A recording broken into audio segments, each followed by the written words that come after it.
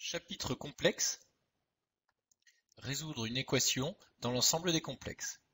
Résoudre dans C, 6 moins 4i égale 3z plus i, et iz moins 2i égale 2 moins 2i, facteur de z, plus 1.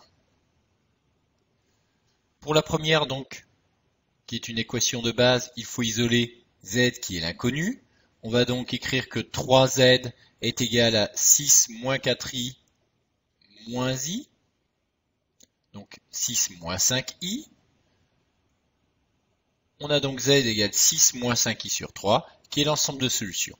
On peut vérifier rapidement avec la calculatrice que 3 facteur de z plus i est bien égal à 6 moins 4i. Il faut vérifier que le mode complexe est bien activé, ce qui est le cas ici, sinon l'activer avec la touche F2.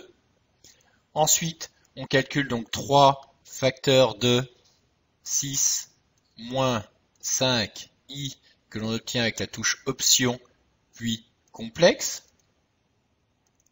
divisé par 3, plus i. On obtient bien 6 moins 4i, la solution obtenue est correcte.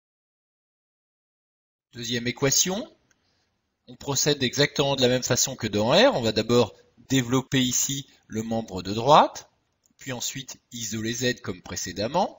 On a donc 2z moins 2iz plus 1 pour le membre de droite. Il faut donc ensuite isoler z. On a donc iz moins 2z plus 2iz égale 1 plus 2i.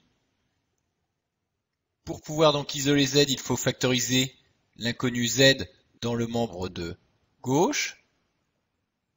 Et on obtient ainsi 1 plus 2i sur moins 2 plus 3i.